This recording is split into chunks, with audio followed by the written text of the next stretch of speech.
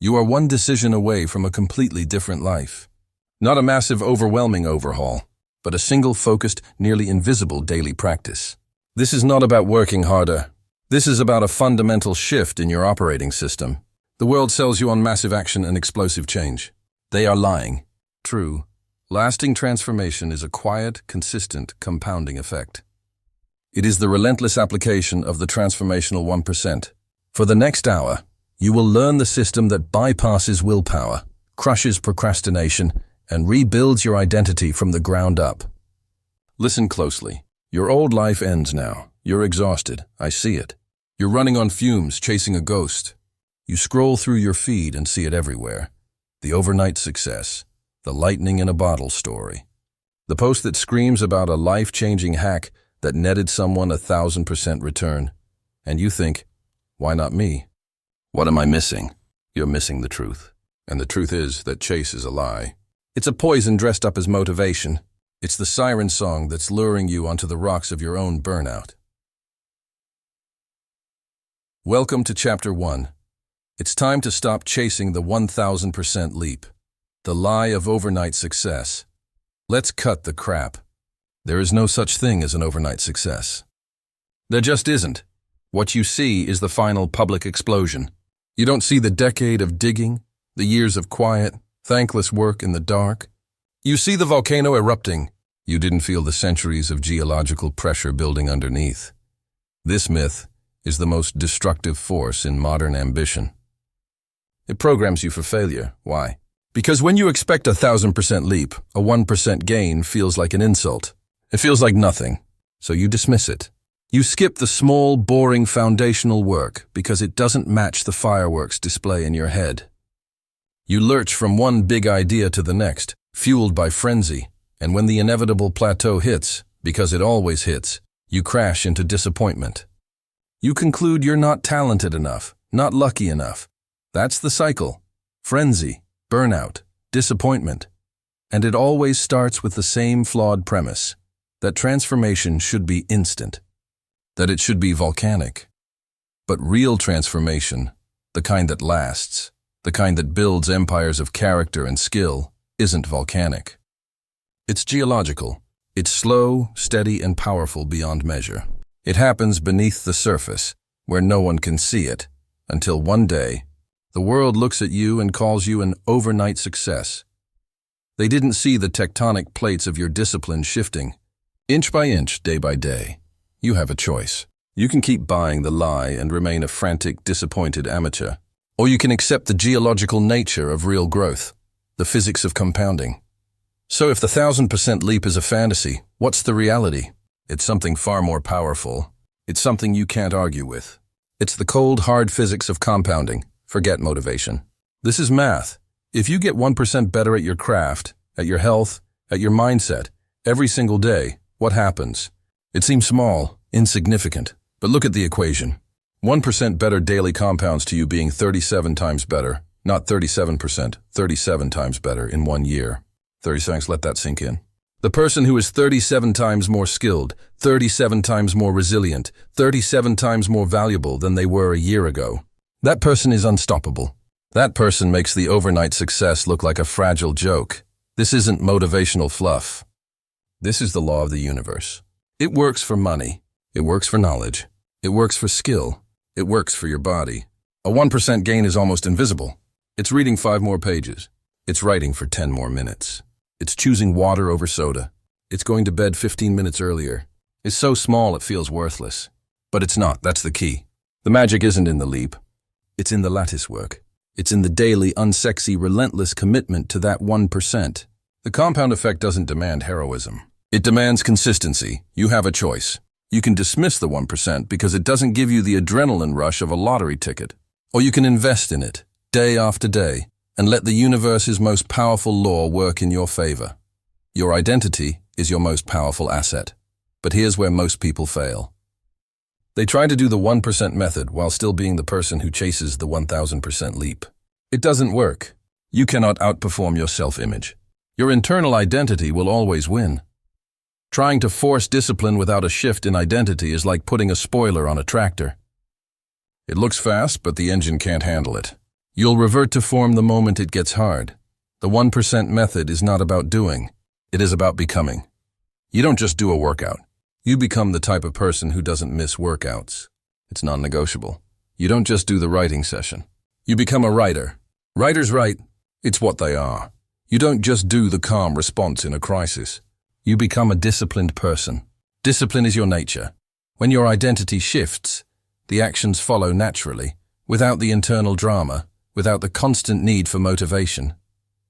The person who sees themselves as an athlete finds a way to train. The person who sees themselves as a writer finds the time to write. The person who sees themselves as a leader steps up. It's not about motivation. It's about identity. It's not about a single heroic act. It's about the humble, daily reinforcement of who you are.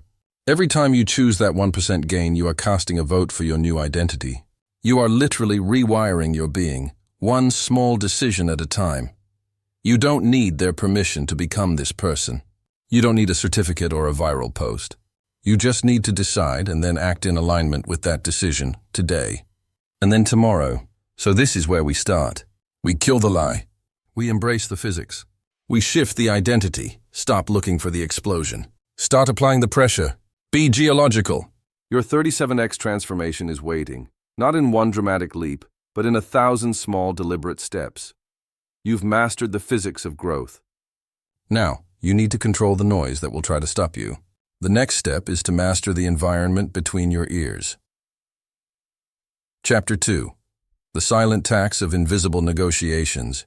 You feel that tug? That little voice in your head that starts negotiating the second an alarm clock rings? The one that says, 5 more minutes won't hurt. Or the one that looks at your running shoes and whispers, you can do it tomorrow. You've earned a break. That voice is not your friend. It is the architect of your mediocrity. And every time you listen to it, you pay a tax. Not a tax to the government. A silent, invisible tax on your self-respect. A tax on your identity. Today, we're shutting down the negotiation table, permanently. This is about the one conversation that matters more than any other. The conversation you have with yourself about your non-negotiables. Defining the non-negotiable. Let's get one thing straight. A non-negotiable is not a preference. A preference is, I'd like to eat healthy today. A non-negotiable is, I do not eat sugar, period. A preference is, I should probably work out. A non-negotiable is, I am a person who trains at 6 a.m. 4 days a week. End of story. Do you see the difference? A preference is a suggestion you make to yourself. A non-negotiable is an identity-level commitment you make to yourself before the day begins, before your willpower is tested, before the world has a chance to interfere. It is a law you write for your own conduct. It is the bedrock of self-trust. You don't try to keep a non-negotiable. You simply keep it. The debate is over before it starts. This isn't about being rigid. This is about being real. The world is designed to distract you, to offer you the easy way out. Your non-negotiables are your fortifications. They are the promises you make to yourself that are not up for discussion. When you set a true non-negotiable, you are making a decision once, so you don't have to waste energy making it 100 times. That's the key. You stop debating. You start doing. You have a choice. Be the person who debates or be the person who acts. The cost of a single compromise now. Let's talk about the cost. You think skipping one workout only costs you that session? You're wrong. Dangerously wrong. That's the lie your negotiating mind tells you to make the compromise feel painless. Here's the truth. When you hit snooze, you're not just losing 20 minutes of sleep. You are casting a vote for a weak identity. You are telling yourself, my comfort is more important than my word. When you break your promise to not eat junk food, you're not just consuming empty calories. You are consuming a story of failure. You are reinforcing the narrative that you cannot be trusted. Let me make this visceral. Imagine you tell yourself you will not scroll through social media during your first hour of the day. That's your non-negotiable. But then your phone is right there, and you think, just a quick look. What's the harm? The harm is not the 2 minutes you waste. The harm is the precedent you set. You have just told your subconscious that your rules are flexible, that your word is cheap. You have withdrawn a massive amount of trust from your own internal bank. The next time you set a non-negotiable, that little voice will be louder, more persuasive. Remember last time? It was fine. Go on, break the rule. You don't need their permission, but you sure need your own excuse. This is the silent tax. The erosion is invisible, but the collapse is inevitable. A single compromise isn't an isolated event. It's a crack in the foundation of who you are. It's not about the one missed workout. It's about the discipline of keeping your word to the one person who matters most. Yourself. The bank account of self-trust, so let's make this financial. Imagine you have a bank account, but this isn't a savings account. This is your self-trust account. This is the most important financial institution in your life, and you are the sole depositor and withdrawal agent. Every single time you keep a non-negotiable, every time you get out of bed when you said you would, every time you finish the work session you scheduled, every time you walk away from the pointless argument, you make a deposit. You build your credit with yourself. The balance grows, and a person with a high self-trust balance walks differently. They speak with authority. They make decisions with clarity. Why? Because they know, at their core, that their word is bond. They trust themselves to do what they say they will do. Now, what happens when you break a non-negotiable? You don't just fail to make a deposit. You make a massive withdrawal, a withdrawal that's often 10 times the size of a deposit. One compromise on your diet can wipe out the self-trust earned from a week of healthy eating. One moment of cowardice can erase the courage built over a month. And here is the brutal, unvarnished truth. Most people are bankrupt in this account. They have a negative balance. They don't trust themselves. They know, deep down, that when things get hard, they will fold. They will negotiate. They will take the easy way out. And it shows in their results. It shows in their stagnant careers, their unfulfilling relationships, their leaking energy. You cannot build a powerful life on the shaky ground of self-betrayal. You have a choice. You can continue to make withdrawal after withdrawal until your self-respect is completely bankrupt. Or you can start today, right now, with one single non-negotiable and make a deposit. Prove to yourself that you are who you say you are. Conclusion and transition. The invisible negotiations are the battles that define your war. Win them, and you build an identity of iron. Lose them, and you pay a silent tax that drains your power, day after day. You've seen the cost. You know the price. The only question left is, what is one thing, just one, that you will make non-negotiable starting tomorrow? Because when you master your internal negotiations, you stop seeking external validation. You don't need their permission to be great. You just need your own discipline, and that discipline starts with controlling the one thing that creates all others, your focus. It's time to declare war on distraction. Next, we talk about the ultimate weapon in that war.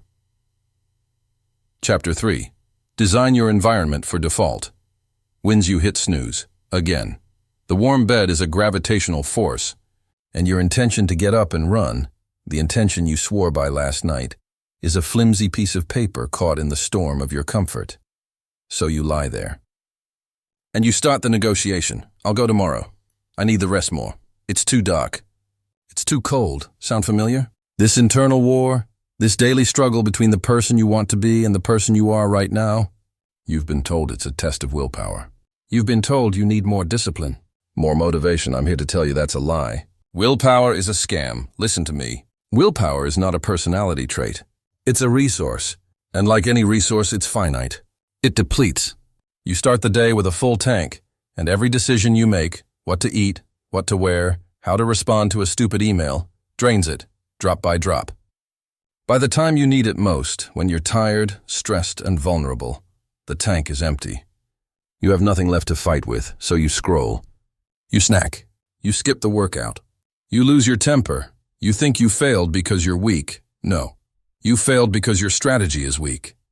Relying on willpower is like trying to fight a war with a water pistol. It might feel good for a second, but you will lose. Every single time. So what's the answer? If you can't rely on your internal strength, what can you rely on? The answer is right in front of you. It's the room you're in. It's the phone in your hand. It's the layout of your kitchen. Your environment is the most powerful force shaping your behavior, whether you realize it or not. And right now, your environment is working against you. Your job is not to become a more disciplined person in a bad environment. Your job is to design an environment that makes discipline automatic. That's the key. You stop fighting yourself and start engineering your surroundings. You make the right action the easiest action, the most obvious action, the default action. You don't need to find more willpower. You need to design for default wins. Let's make this practical. Right now, I'm giving you a single, non-negotiable task. It's called the friction audit. Tonight, before you go to bed, I want you to do this. Identify the one single point of friction that stands between you and the 1% action you keep failing to do. What is the tiny, insignificant barrier that your tired, depleted brain uses as an excuse to quit? Is it fumbling for your workout clothes in the dark? Then you sleep in them. That's right. You go to bed wearing your gym shorts and t-shirt. When you wake up, the first step is already done. The friction is gone. Is it the mindless scroll through social media that hijacks your first hour? Then you uninstall the apps from your phone. Not just close them. Uninstall them.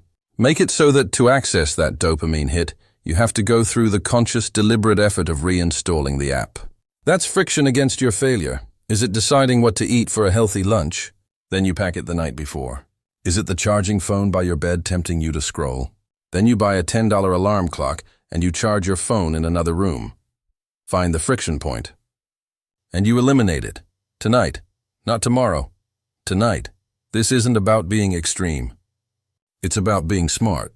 It's about acknowledging that you are a human being with limited mental energy, and you will take the path of least resistance. So your only job is to make sure the path of least resistance is the one that leads you to your goals. You have a choice. You can spend your life as a firefighter, running around, exhausted, putting out the endless blazes of your own temptation and procrastination. Or you can become the architect. The architect doesn't fight fires. The architect designs buildings where fires can't start. Become an architect. Not a firefighter. An architect looks at a room and asks, how can I design this space to pull the best possible behavior from the person in it? Your environment should pull success from you, not demand you push against it. Think about that. A well-designed environment pulls the right action from you. Your pre-packed gym bag by the door pulls you toward the gym. The bowl of fruit on the counter pulls you toward a healthy snack.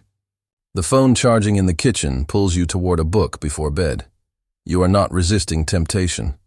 You are designing it out of your existence. It's not about willpower, it's about wiring. It's not about motivation, it's about mechanics. You are a complex machine, and your environment is your operating system. If the OS is buggy and full of viruses, the machine will crash. Upgrade the OS. You don't need their permission to change your life. You don't need to wait for some magical burst of motivation. You need a screwdriver. You need to move your furniture. You need to change your defaults. This is the ultimate act of control. When you accept that your internal resolve is fickle and unreliable, you stop yelling at yourself for being weak. You get to work.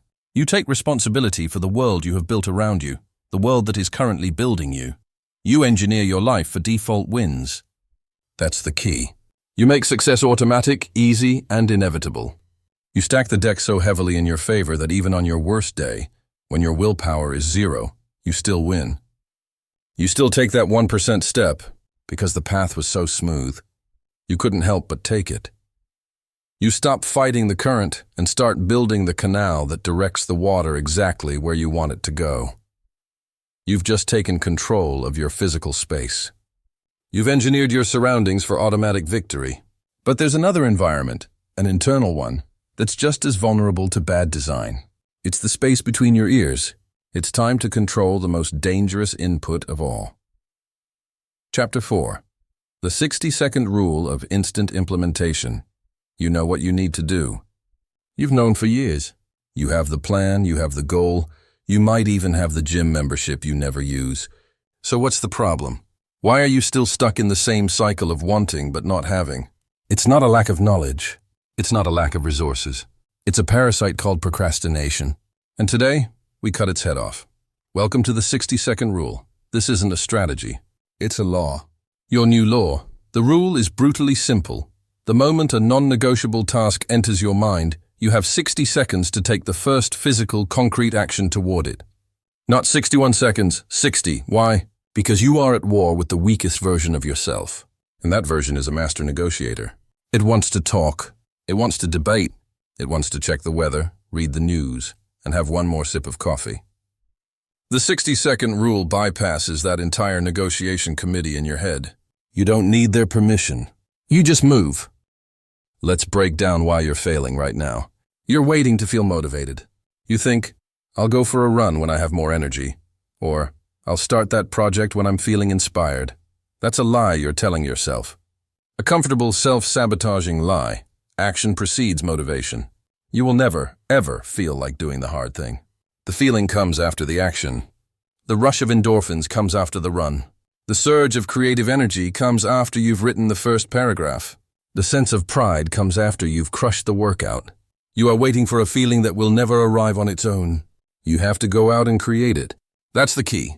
You create the motivation through disciplined action, not the other way around. Your brain is designed to conserve energy. It will always choose the path of least resistance. It will always vote for more sleep, more scrolling, more comfort. So you stop taking a vote. The 60-second rule is a dictatorship of your higher self. It's you, finally taking command. This brings us to the most important kill you need to make today. You have to kill the one more minute mentality. The moment you hit the snooze button, you have already lost the day. The moment you pick up your phone to just check something before you start, you have surrendered.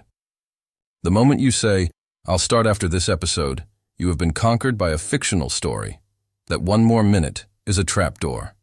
It doesn't lead to a little more rest. It leads directly into the dungeon of guilt, anxiety, and self-loathing. You feel worse after that one more minute than you would have if you'd just gotten up and done the damn thing. You have a choice. You always have a choice. The choice is between 60 seconds of discomfort or a whole day of regret. Choose the 60 seconds. So what does this look like in practice? The alarm goes off at 5:30 a.m. for your workout. The thought enters your mind. I'm tired. I can do it later. The clock starts. 59. You don't debate. You don't think. You swing your legs out of bed. Your feet hit the floor. Action taken. Battle won. You know you need to write that difficult email. The thought enters your mind. That's going to be awkward. I'll do it after lunch. The clock starts. 59. 58. You open your laptop. You open a new document. You type the subject line. Action taken. Battle won. You see the dirty dishes in the sink. The thought enters your mind. I'll get them later. The clock starts. You walk to the sink.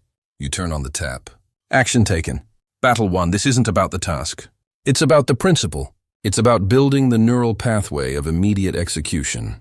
Every time you do this, you are forging a new identity. You are no longer the person who hesitates. You are the person who acts. Now let's cut through one of the most insidious forms of procrastination. I call it the illusion of motion. Motion is not action. Researching the perfect workout plan for 3 hours is motion. Doing one push-up is action. Creating a beautiful, color-coded spreadsheet for your business idea is motion. Making one sales call is action. Reading a book on discipline is motion. Getting out of bed when the alarm rings is action. Motion makes you feel like you're making progress. It's comfortable. It's safe. There's no risk of failure in motion because you're never actually in the game. You're just in the locker room, tying your cleats over and over again. Action is progress. Action is messy. Action puts you in the arena where you can fail. You can look stupid. You can get rejected. But action is the only thing that builds your life. Your life is not built on a library of plans. It is built on a mountain of actions, one 60-second decision at a time. You have to reject motion. You have to crave action. When you find yourself getting ready to get ready, that's your signal. That's the enemy speaking. That's the negotiation committee trying to reconvene. Shut it down. The 60-second rule is your shutdown protocol. This is the practical application of the discipline we've been building. This is where your new standard meets the real world. It's not about feeling ready. It's about being ready to act, regardless of feeling. You don't need their permission, not even your own. So, your instruction is simple, but it is absolute. Starting today, you will implement the 60-second rule for one non-negotiable task. Just one. When the thought enters your mind, you will move. You will not negotiate. You will not debate. You will not wait for a feeling that isn't coming. You will take a physical, tangible step within 1 minute. That's the key. One task, 1 minute, one victory. Then you do it again tomorrow, and the next day. Until it becomes who you are, you have a choice. You can be the person who lives in the warm, comfortable bed of later. Or you can be the person who earns the right to respect themselves by taking immediate, decisive action. The clock is ticking. It always is. You've just learned how to weaponize a single minute to reclaim your entire day. But what about the other 1,439 minutes? Most of them are stolen by a thief you invite in every single day. It's time to silence that thief. Chapter 5. Embrace the mundanity of mastery. Introduction. You want the highlight reel. You want the moment on the podium. You want the promotion, the ripped body, the viral success. You've been sold a lie. A beautiful, intoxicating, and utterly destructive lie. The lie is that the result is the point. It's not. The result is a fleeting shadow, a whisper of smoke. It's over the second it begins. That moment of achievement? It can't sustain you. It can't fuel the decades-long grind of building a life of meaning. Chasing that peak is why you feel empty, why you burn out, why you start and stop a dozen different journeys. If you want what the masters have, you have to fall in love with what the masters love, the grind. The boring, the repetitive, the daily, unsexy, uncelebrated act of showing up. This chapter is about killing your addiction to the outcome and finding your satisfaction in the soil, not the flower. This is where you learn to embrace the mundanity of mastery, the seduction of the peak and the truth of the plateau. Let's be brutally honest. You're addicted to the high of a new beginning. Day one in the gym feels incredible. Day one of a new diet, you're unstoppable. The first page of a new business plan is pure potential. It's novel. It's exciting. It feels like progress. But what about day 30? Day 100? Day 1000? That's where you quit. Because the novelty wears off and all that's left is the work. The same damn work again. Your brain, wired for quick hits of dopamine, starts screaming for a new fix. It tells you, this isn't working. Try something else. This is boring, and you listen. You abandon the path right when you're about to build real competence. You mistake the feeling of boredom for a sign of failure. It's not a sign of failure. It's a sign of growth. Boredom is the gateway. The plateau is the training ground. This is the first and most important mindset shift. You have a choice. You can listen to the whining of your immature brain, chasing the next sparkly object. Or you can understand that mastery lives in the mundane repetition, that the plateau is where the real transformation happens, deep beneath the surface, where no one can see it. The peak is for the amateur. The plateau is for the pro. You have a choice. Which one are you? The no-glory principle. Building self-respect in the dark. This leads us to the non-negotiable principle. I call it the no-glory principle. It's simple. Do the work on the days you don't want to. Do it when no one is watching. Do it when no one will ever know and no one will ever praise you for. It making the bed when you're running. Late, doing the 5th set when your muscles are screaming to stop, writing that report when you could just scroll through your phone, choosing the grilled chicken over the pizza. For the 100th time, there is no camera. There is no applause. There is no external reward. There is only you and the commitment you made to yourself. This is the purest form of self-respect. It's a private contract between who you are and who you are committed to becoming. Every time you honor that contract in the dark, you deposit a brick of integrity into the foundation of your character. You look in the mirror and you see someone you can trust. You see someone who doesn't need a cheerleader or a taskmaster. You see a person of your word. Conversely, every time you skip that no-glory task, you erode that foundation. You teach yourself that your word is weak, that your comfort is more important than your character. It's not about motivation, it's about discipline. Motivation is a fickle guest who leaves without warning. Discipline is the owner of the house, who stays and does the work regardless of who shows up. You don't need their permission. You don't need a pat on the back. The act itself, done with integrity, is the reward. That's the key. The satisfaction is in the execution, not the applause. Your daily ceremony, the chore versus the ritual. So how do you make this shift practical? How do you transform this soul-crushing chore into something you can not only tolerate, but love? You stop calling it a task. You reframe it as a ceremony. A chore is something you have to do. It's a burden. You rush through it to get it over with. You resent it. A ceremony is something you get to do. It's a sacred act. It's imbued with meaning and purpose. You are present for it. Your morning workout isn't a chore. It's a ceremony of physical sovereignty. It's you telling your body, I am in command. We are building something resilient today. Writing in your journal isn't a chore. It's a ceremony of mental clarity. It's you sifting through the noise of your mind and reclaiming your focus. Your healthy meal prep isn't a chore. It's a ceremony of fuel and self-respect. It's you saying, this machine deserves premium fuel, not cheap garbage. This reframe changes everything. You have a choice. You can see your 1% action as a tedious item on a to-do list, or you can see it as a non-negotiable ceremony that affirms who you are and who you are becoming. This isn't a task to be completed. It is an identity to be reinforced. Every time you perform this ceremony, you are not just doing something.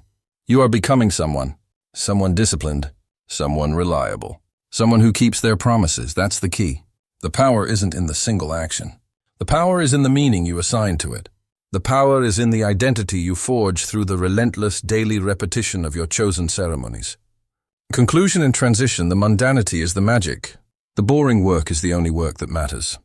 Fall in love with the process, and the results will have no choice but to follow. Stop waiting for a spark. Become the grind. You've learned to find strength in the silence of your actions. Now let's talk about the power of a different kind of silence. The one that protects your energy and your focus from the noise of the world.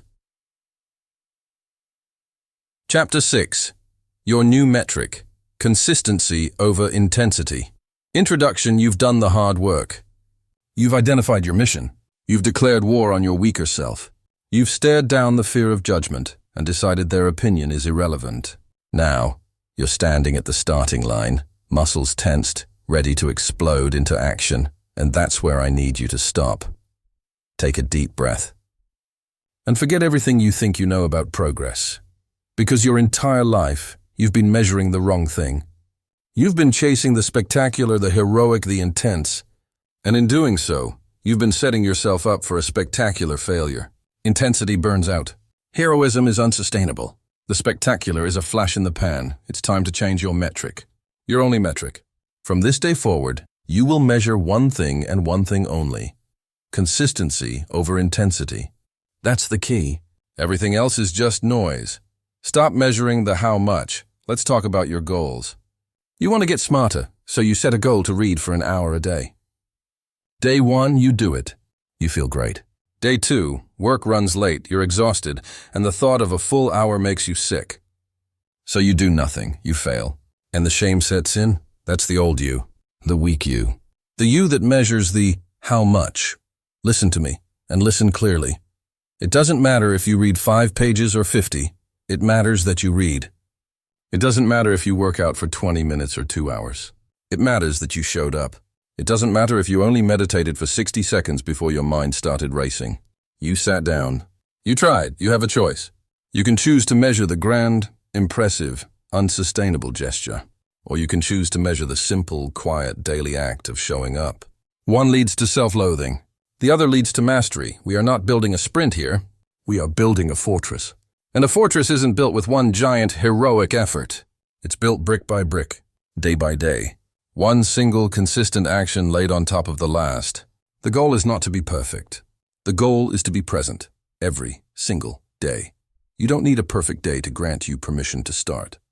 You just need to lay one brick, stop measuring the volume, start measuring the frequency. Consistency is the only metric that matters.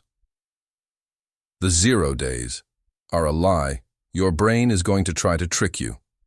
It's going to sell you the most seductive, most destructive lie you will ever hear. The all-or-nothing mindset. If I can't do my full workout, what's the point of a walk? If I can't write 1,000 words, why bother writing one sentence? If I broke my diet at lunch, the whole day is ruined. I'll start again Monday. This is the single greatest dream killer on the planet. It's the voice of the ego, the part of you that would rather fail completely than succeed modestly. It would rather have a 0 than a 1, because a 0 is safe. A 0 requires no effort. A 1 requires you to try. Let's dismantle this lie with simple, brutal math. Doing 1% is infinitely greater than doing 0%. It is not twice as good. It is not 10 times as good. It is an infinite improvement. Because 0 gets you nothing. 1% gets you momentum. 1% keeps the chain connected. 1% proves to yourself that you are still in the fight. A non-0 day is a win, period, end of story. No debate. Did you do one single push-up? Non-0 day, win. Did you read one paragraph of that book? Non-0 day, win. Did you make one healthy food choice instead of the easy, toxic one? Non-0 day, win. You don't need their permission to have an off day. You don't need to apologize for not being at 100%. All you need to do is ensure the day does not end at 0. This isn't about intensity. It's about discipline. The discipline to do the 1% when the 100% feels impossible. That discipline is what forges an unbreakable identity. You become the person who always shows up, no matter what. The chain method, your visual proof. How do you operationalize this? How do you make this abstract concept of consistency into a tangible daily practice? You need a system. You need a weapon against your own excuses. You use the chain method. It's brutally simple. Get a calendar. A big physical one you can hang on your wall. For every day you complete your 1%, your non-zero day, you take a thick red marker and you put a giant, satisfying X on that date. Your goal is simple. Your only job is to not break the chain. Look at that calendar. See those X's start to stack up. 3 days, then 5, then a week. That chain is no longer just a mark on paper. It is a record of your new identity. It is visual proof that you are someone who does what they say they will do. Breaking that chain will start to feel physically painful. Not because you failed a goal, but because you are betraying the person you are becoming. The chain is not a tyrant. It's a liberator. On days when you're full of energy, you'll put your X down with pride after a massive session. On days when you're on the verge of collapse, you will do the absolute bare minimum, the 1%, just to get that X. And you will look at that X, and you will know you won. You defeated the part of you that wanted to quit. The chain method makes consistency your default. It makes showing up non-negotiable. You don't need motivation. You just need to not break the chain. Conclusion and transition, forget intensity. Forget the grand gesture. Your power, your transformation, your new life is built in the silent, daily, unglamorous repetition. It's built on a foundation of non-zero days. It's built by not breaking the chain. Consistency is the only metric that matters. Master this, and you master the engine of progress. You've mastered the discipline of action. You've learned to show up day after day. But there's another force just as powerful that you've likely been leaking all your life. It's time to seal the leak. It's time to harness the power of quiet. Chapter 7. The Identity Shift. From I'm trying to I am, listen up. We need to talk about the single most damaging phrase in your vocabulary. It's not a curse word. It's not an insult. It's a quiet, insidious, self-sabotaging little clause that you use every single day. It's the phrase, I'm trying. I'm trying to get in shape. I'm trying to build my business. I'm trying to write that book. Stop it. Right now. You are banned from using it. That phrase is a linguistic cowardice. It's a built-in excuse for failure, preloaded into the mission statement. When you say, I'm trying, what you're really telling yourself, and the world, is this. I might do this, but I also give myself full permission to fail without any consequence. It's a shield. It protects your fragile ego from the blunt force trauma of direct accountability. You think you're being humble. You're not. You're being weak. You have a choice. You can either be a person who tries, or you can be a person who does. There is no middle ground. That's the key. The language you use isn't just descriptive. It's prescriptive. It builds the walls of your prison, or it forges the keys to your freedom. So here is your new law. From this moment forward, you eliminate I'm trying from your existence. You replace it with the most powerful declarative statement a human being can make. You replace it with, I am a person who trains consistently. I am a person who writes every single day. I am a person who is financially disciplined. Do you feel the difference? The first is a flimsy intention. The second is a statement of identity. It's a fact. When you say I am, you are not describing a hope. You are defining a reality. You are etching it into your core. This isn't positive thinking. This is identity engineering. Let's break down why this is so powerful. Every time you complete your non-negotiable task, every time you force yourself to do that one thing you said you would, especially when you don't want to, you are sending a powerful, undeniable signal to your brain. You're not just checking a box. You are wiring a new identity. The action is the proof. You lift the weight, and your brain receives the message. I am a person of discipline. You write the page, and your brain logs the data. I am a writer. You save the money instead of spending it, and your neurology updates. I am financially sound.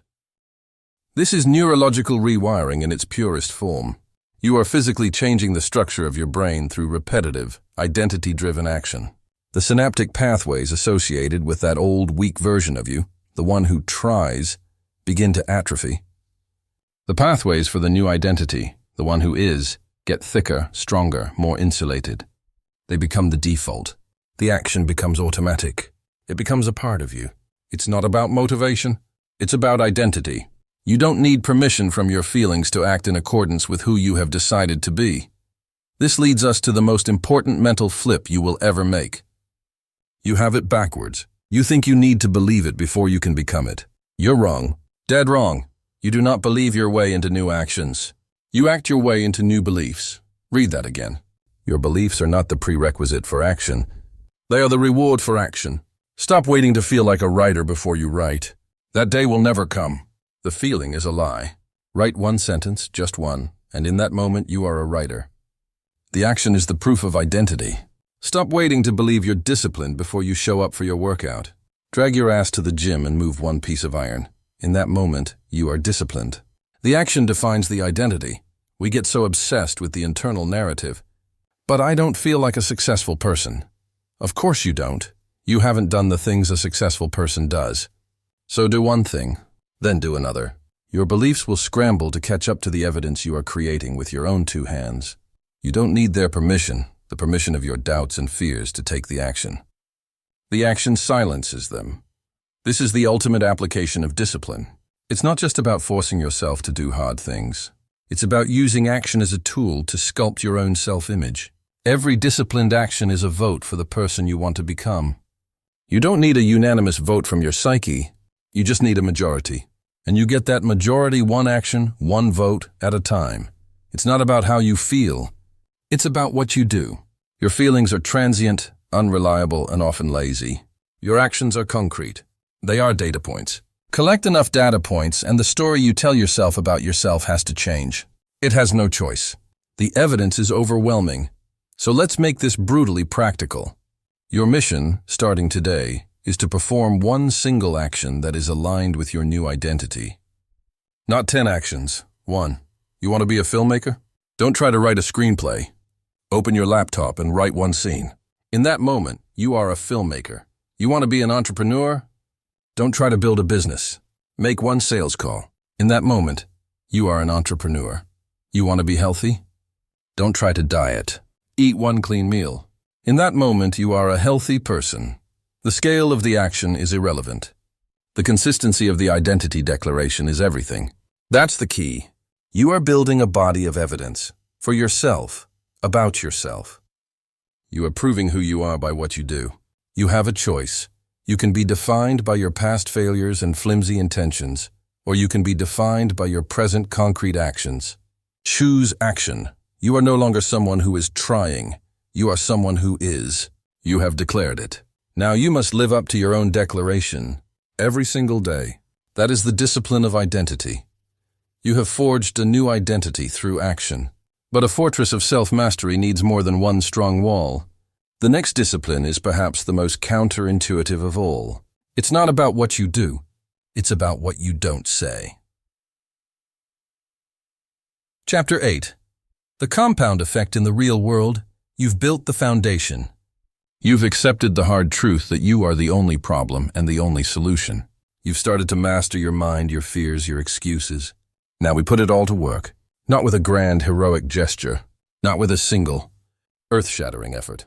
No, we win through a force so predictable, so relentless, that most people dismiss it as too small, too slow, too trivial to matter. We win through the compound effect. This isn't a theory. This is the cold, hard physics of success. It's the unwavering law that tiny, smart choices repeated consistently over time create an unstoppable momentum. While the world is obsessed with the lottery ticket, the viral post, the get-rich-quick scheme, you will be focused on the 1% gains. Day after day after day. That's the key. It's not about intensity. It's about consistency. It's not about a single moment of inspiration.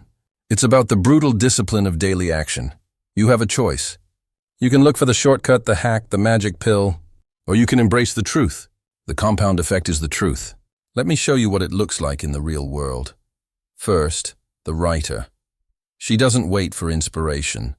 She doesn't block off a month in a cabin to write her masterpiece. She knows that's a fantasy, a procrastination tactic disguised as ambition. Her system is simple, and it's non-negotiable. She writes 1 page a day. Just one. Some days the words flow. Other days it's like pulling teeth. It doesn't matter. The discipline is the same. 1 page. Seems trivial, doesn't it? Insignificant. Anyone can do 1 page. And that's exactly the point.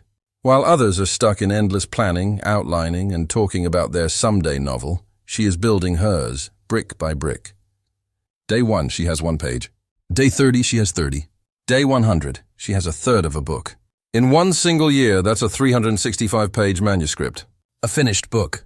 A tangible asset that did not exist 365 days prior. You don't need a publisher's permission to write 1 page. You don't need a muse. You need the discipline to sit down and do the work, especially when you don't feel like it. The compound effect takes that single page and turns it into a career. The others, the planners, are still planning. You have a choice. Be the writer with a finished book, or be the one with a folder full of unused ideas. The difference isn't talent. It's the daily discipline. Now, let's talk about the entrepreneur. He's not sitting by the phone, hoping it rings. He's not just answering emails and putting out fires. That's reaction. That's what employees do. The owner, the builder, operates differently. His daily discipline. 1 proactive client call. 1, not 10. 1, a call to a potential new client. A call to a past client to check in. A call to a strategic partner. 1 meaningful revenue-generating conversation. It takes 15, maybe 20 minutes. It seems like a small thing in the chaos of a business day. But the compound effect doesn't care about your chaos. It only cares about consistency. 1 call a day, 5 days a week, is 250 new or strengthened relationships and opportunities in a year. 250, your competition, who only reacts to the world, is now irrelevant. They are dependent on the market, on luck, on someone else choosing them. You have built a fortress of 250 relationships through your daily discipline. You have created your own luck. You have made yourself the obvious choice. It's not about having a revolutionary idea. It's about having the discipline to make 1 call. Every single day. You don't need the market's permission to pick up the phone. You just need to do it. Finally, the most personal one, your health. You look in the mirror and see a mountain to climb. You think you need to go from 0 to a 2-hour daily gym session and a perfect restrictive diet. So you try. You last a week. You burn out. You order pizza. You fail. This is the cycle of the mediocre. They try to win with a single massive effort. It never works. The person who understands the compound effect sees a different path. Their system, 1 healthy meal a day, 1 short walk. That's it. Day 1, you swap your sugary breakfast for eggs. You walk for 15 minutes. The scale barely moves. It feels insignificant. You stick with it. You have a choice every single day. The immediate gratification of the donut, or the long-term victory of a healthy body. The compound effect gets to work. After a month, that 1 healthy meal has become a habit. The walk feels good. You've lost a few pounds. After 3 months, your clothes fit differently. You have more energy. You naturally start making better choices for your other meals. After 1 year, you have lost significant weight. Your blood pressure is down. Your energy is through the roof. You have fundamentally, permanently changed your relationship with food and your body. It was never about the perfect workout or the perfect diet. It was about the discipline of 1 meal, 1 walk, consistently. You don't need your cravings' permission to eat well. You just need to make the choice, once a day, and let the compound effect do the heavy lifting. This is the grand reveal. The secret that was hiding in plain sight. Success isn't a mysterious act of fate reserved for a special few. It's a mathematical certainty for those who adopt the daily discipline. The writer with her 1 page, the entrepreneur with his 1 call, the health transformation with 1 meal, they are all playing the same game. They are making a small, smart choice, and then they are repeating it. They are ignoring the voice that says it's not enough, that it's too slow. They trust the process. You have a choice. You can continue to search for the explosive, overnight success that never comes. Or you can start building your empire, your body, your masterpiece, 1 disciplined day at a time. The compound effect is the most powerful force in your arsenal, but it requires 1 thing from you: showing up. Every day. No excuses. You've mastered the art of consistent action. Now, you must learn to master the power of strategic inaction. It's time to stop talking and start listening to yourself. Chapter 9. The inevitability of the plateau and how to break it. You were moving. You were climbing. Every day you could feel it. The strength growing, the skill sharpening, the momentum building. It felt like success. And then it stops. You hit the wall. The progress flatlines. You're putting in the same work, the same discipline, but the needle isn't moving. The scale won't budge. The weights feel just as heavy. The business revenue is stagnant. The creative well is dry, and the voice in your head starts whispering. See? I knew it. You're a fraud. You've reached your limit. This is as good as you get. That voice is a liar. Listen to me and listen clearly. The plateau is not your enemy. The plateau is not a sign of failure. The plateau is a sign of success. You have mastered the current level. You have climbed the foothills. Now the real mountain is in front of you. This is where the amateurs quit. This is where you separate from the herd. You have a choice. Your entire journey up to this point has been about building the machine. Now the plateau is where that machine gets stress tested. It's where the cheap motivation wears off and the deep structural discipline takes over. This is the crucible. This is where you prove what you're made of. Think of it like building a house. The initial progress is fast. The foundation is poured, the frame goes up, the walls are raised. It's visible, dramatic. Then you hit the phase of wiring, plumbing, drywall. For weeks it looks like nothing is happening from the outside. But inside, the essential functional work is being done. The work that makes the house livable. If you stopped because the outside didn't look different every day, you'd never have a home. That's the key. The plateau is the internal wiring phase. The progress is hidden. It's neurological. It's the strengthening of neural pathways, the hardening of resolve, the deepening of habit. The growth is happening beneath the surface, where it counts. So, what do you do when you hit this wall? The answer is not a Hail Mary. It's not a massive, dramatic 100% effort overhaul that burns you out in a week. That's the act of a desperate amateur. The professional's response is the 1% upgrade. When your current action becomes effortless, when it no longer challenges you, you upgrade it. Not by 100%, by 1%. You don't try to double your run. You run for 30 seconds longer. You don't try to write a new chapter. You write one more paragraph. You don't try to read a whole new book in a day. You read one more page. This is not about grand gestures. This is about precise surgical adjustments. Your system is now a fine-tuned engine. You don't overhaul the engine because you've hit a straightaway on the highway. You make a minor fuel adjustment. You check the tire pressure. You clean the air filter. The 1% upgrade is the antidote to stagnation. It reintroduces the minimal effective dose of stress needed for growth. It tells your body, your mind, your craft, we are not done here. We are evolving. It's a whisper of challenge, not a scream of panic. And this is the most critical part. You must trust the system, not your feelings. On the plateau, you will feel like you're failing. You will feel like you're wasting your time. You will feel the immense weight of comparison, looking at others who seem to be soaring while you're stuck on the treadmill. Your feelings are the least reliable metric you have. They are based on a primitive brain that craves immediate reward and fears wasted effort. Your discipline, your system, is based on the immutable laws of compound growth. You don't need their permission to be in this phase. You don't need to justify your plateau to anyone. This is your journey, your process. So when the doubt creeps in, you do not negotiate. You do not have a committee meeting with your emotions. You revert to the protocol. You look at your chain of unbroken actions. You look at your system, and you execute. You run for the 30 seconds longer. You write the one more paragraph. You read the one more page. You keep the chain unbroken. The plateau is the factory floor where willpower is forged into unwavering habit. This is where you learn the difference between being motivated and being disciplined. Motivation gets you started. Discipline is what carries you through the dead space, through the silence, through the flat line. It's not about the visible result. It's about the invisible process. The result is a byproduct. The process is the product. So, embrace the plateau. See it for what it is, a badge of honor. You have graduated from the beginner's slope. Welcome to the intermediate level. This is where the real players operate. This is where you earn the right to the next level of success. You don't pray for the plateau to end. You push through it with the quiet confidence of a professional who knows that on the other side of this flat line is a new peak, one you are now structurally sound enough to climb. You have mastered the grind. Now you must master the silence between the notes. You have mastered action.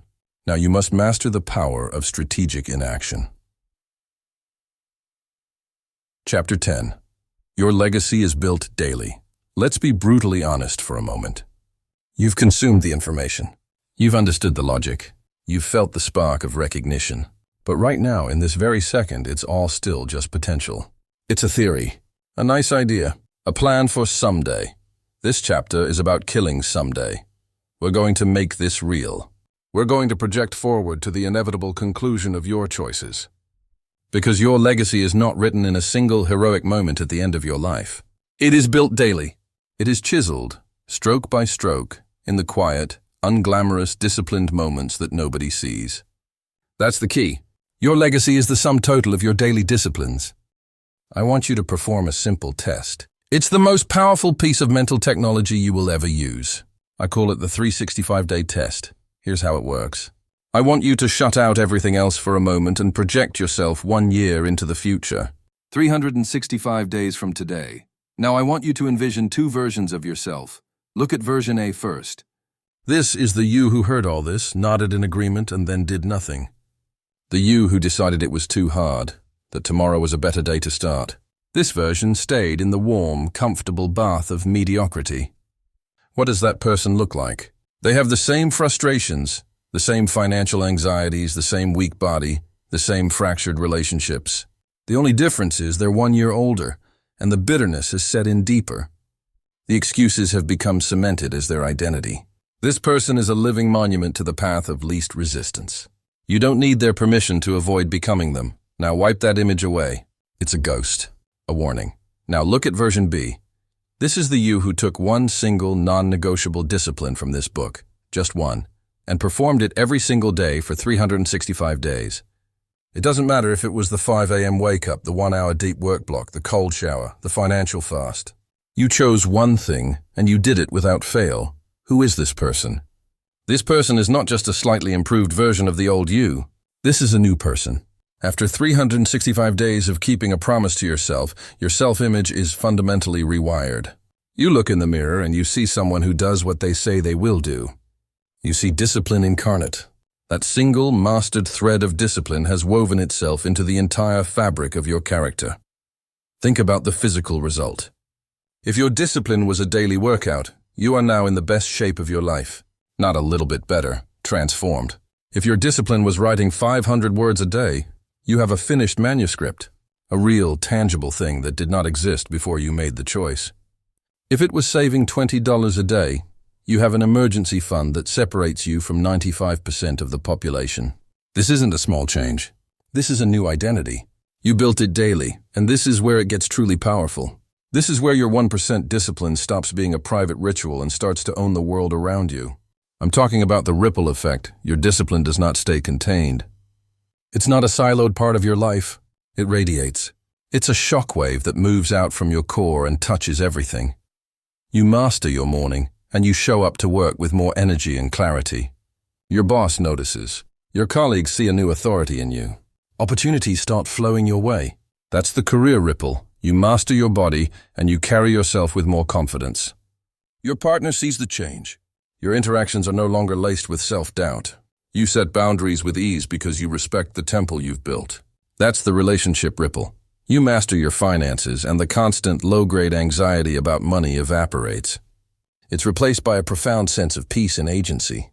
You sleep better. You make decisions from a place of power, not fear. That's the peace of mind ripple. You become a catalyst. Your disciplined energy is contagious. Without even preaching, you inspire your family, your friends. You become a node of stability and strength in a chaotic world. You don't need their permission to become this person. You simply become it through daily action. So here we are. At the end, there are no more secrets to uncover. No more books to read. No more podcasts to binge. No more gurus to follow.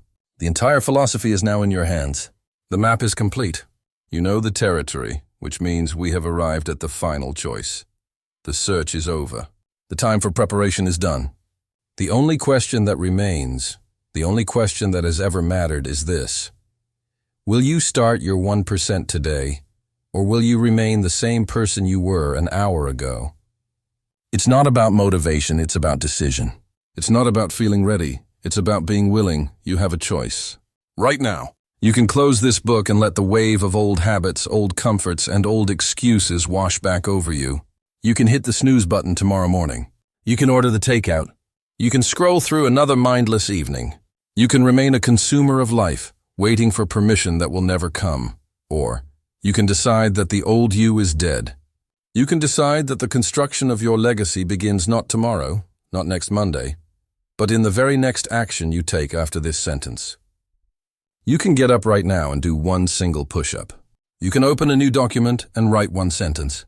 You can take the junk food out of your pantry and throw it in the trash. That's the key. The entire war is won in that single, decisive moment of choice. Your legacy is built daily, starting with today. You don't need their permission. You just need your own. You have mastered the philosophy. Now you must become the result. The system is complete. You now understand the power of the small, the mundane, the consistent. You see the lie of the grand gesture. You know that your environment must be engineered for victory. You have the 60-second rule to bypass negotiation. You know that your identity is built action by action, day by day. You have seen the math of compounding. You have the proof of real-world results. The knowledge is no longer the barrier. The only barrier is you. The person you were when you started this book is gone. The person you will become is waiting on the other side of a single, simple, non-negotiable action. So here is the challenge. The only one that matters. In the next 24 hours, you will choose one thing. The 1% action that, if done consistently, would change everything. And you will do it. Not tomorrow. Not on Monday. Today. You will do it and you will mark the day. And then tomorrow, you will do it again. You will not break the chain. You will embrace the mundanity. You will become the person who does that thing. This is not a request. This is your new reality. The transformational 1% starts now. Go!